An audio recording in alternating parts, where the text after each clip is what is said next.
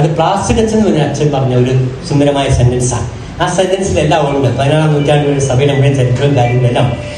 ഏതെങ്കിലും കാര്യം വിട്ടുപോയെങ്കിൽ അത് ഈ സെന്റൻസിൽ വരും. എഴുതിക്കോളൂ. സംസ്കാരത്തിൽ ഭാരതീയൻ.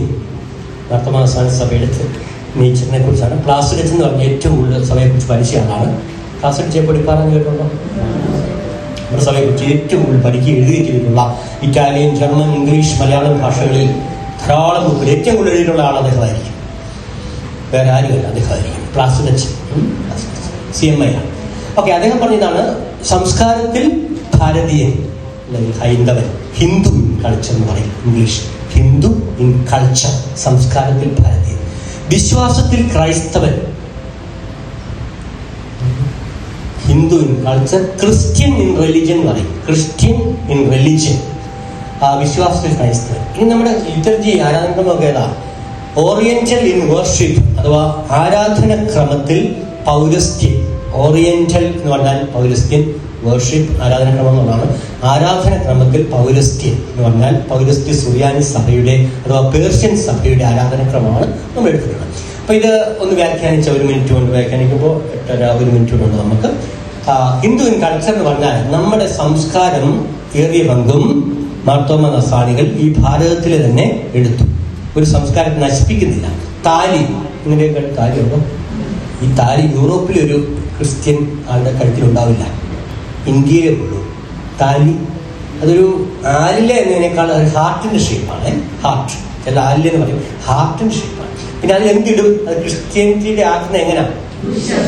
കുരിശുണ്ട്, 12 മുട്ടൊക്കെ അല്ലേ, ചില പൊട്ടൊന്നും കിടക്കില്ല.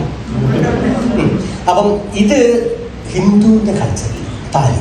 അല്ലെങ്കിൽ കൊടിമരം, കൊടിമരം ഞങ്ങളുടെ ഈ കൊടിമരം യൂറോപ്പിലെ പള്ളിയൊന്നും ഇല്ല, അങ്ങനെയില്ല.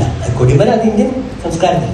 അല്ലെങ്കിൽ കൽവിളക്കുകൾ, അല്ലെങ്കിൽ കൊച്ചു ജനിച്ചു കഴിഞ്ഞാൽ തേനും സ്വർണ്ണമൊക്കെ ഇങ്ങനെ വയമ്പൊക്കെ വരച്ചിങ്ങനെ കൊച്ചിന് നാവി കൊടുക്കുക. അല്ല നമ്മൾ ഉപയോഗിക്കുന്ന ശ്രാദ്ധം, അടിയന്തിരം അല്ലേ, മരിച്ചു കഴിഞ്ഞു. ഇതെവിടുന്ന ഹിന്ദുവിൻ്റെ, അതാണ് ഹിന്ദു കൾച്ചർ എന്ന് പറഞ്ഞാൽ സംസ്കാരം ഒത്തിരി ഭാരതീയമാണ്. ഉപയോഗിക്കുന്ന പദങ്ങൾ വേദപുസ്തകം, വേദപാഠം. ഇപ്പൊ ഋഗ്വേദ, സാമവേദം, രഞ്ജുവേദമൊക്കെ ഉണ്ട് അല്ലേ, വേദപാഠമെന്നും പറയും. അത് ഭാരതീയ സംസ്കാരത്തിന്റെ ഒരു വാക്കാണ്. വേദപുസ്തകം എന്നും പറയാം. വേദപുസ്തകം, സത്യവേദ പുസ്തകം എന്നാണ്.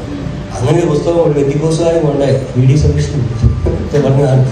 VD സതീശൻ അത് വായിക്കാൻ തുടങ്ങി എല്ലാ വർഷവും. അതുകൊണ്ടാണ് അത് ഇത് വായിച്ചിട്ട് ഉറപ്പാണ്. ഞങ്ങൾ അച്ഛൻ പോയി കണ്ടെന്ന് പറഞ്ഞ് ഞങ്ങൾ ജാലിക്കടയ്ക്ക് പറയുണ്ടായി. VD സതീശൻ നമുക്ക് കൊടുക്കാൻ പറ്റുള്ളൂ, നമ്മളാരും കൊണ്ടുപോയി. സത്യവേദ പുസ്തകത്തിന്റെ ബ്ലാഗ് നടക്കുള്ളൂ ബന്ധുക്കോസുകാർ. അപ്പോൾ അവരത് പുള്ളിയുടെ ഏറ്റവും അടുത്ത ആൾ ബന്ധുക്കോസുകാർ. അപ്പോൾ അത് അങ്ങനെയാണെങ്കിൽ അദ്ദേഹം ആദം നീ എവിടെയാണെന്ന് സുന്ദരമായ പുസ്തകം VD സതീശൻ. നമുക്ക് എല്ലാവരും സ്വാധീനിക്കാൻ പറ്റും. ഹിന്ദു ഇൻ കൾച്ചർ എന്ന് പറയുമ്പോൾ വേറെ ഒത്തിരി കാര്യങ്ങൾ സംസ്കാരത്തിൽ എടുത്ത് അതെന്തുകൊണ്ടാണ് അങ്ങനെ അടുത്ത ക്ലാസ്സിൽ പിന്നീട് പറയാം. എന്തുകൊണ്ടാണ് അങ്ങനെ ക്രിസ്തുമതം ഏറ്റവും വലിയ മതമാകാൻ കാരണം എന്നതും പറയാം അടുത്തൊന്ന് എക്സ്പ്ലേഷനിലോട്ടെ. നമ്മളെന്നാൽ ആരാധിക്കുന്ന ഗണപതിയോ ശിവനെയോ പാർവതിയോ അല്ല,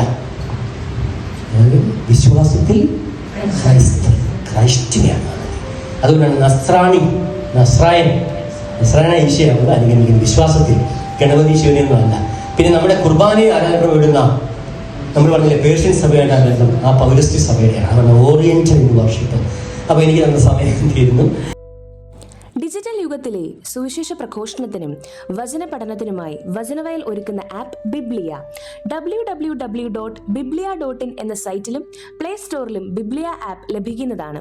ഉൽപ്പത്തി മുതൽ വെളിപാട് വരെ ഇംഗ്ലീഷിലും മലയാളത്തിലും 1 വർഷം കൊണ്ട് ബൈബിൾ മുഴുവനും വായിക്കുവാൻ സഹായിക്കുന്ന ബൈബിൾ നഴ്സറി, സഭയെ അടുത്തറിയുവാനുള്ള സഭാ കളരി, വിഷയാധിഷ്ഠിതമായി വീഡിയോകൾ ലഭിക്കുവാനും അപ്ലോഡ് ചെയ്യുവാനും സഹായിക്കുന്ന വീഡിയോ ഹബ്, വീഡിയോ ബുക്ക്, 3 ലക്ഷത്തിൽ പരം ചോദ്യോത്തരങ്ങളുടെ ശേഖരമുള്ള 250-ൽ പരം ഈ ബുക്കുകളുടെ പുസ്തകശാല, ഒരേ സമയം 100 കണക്കിന് ക്വിസ് മത്സരങ്ങൾ സംഘടിപ്പിക്കുവാൻ സഹായിക്കുന്ന ക്വിസ് പ്ലാറ്റ്ഫോം ദബാർ.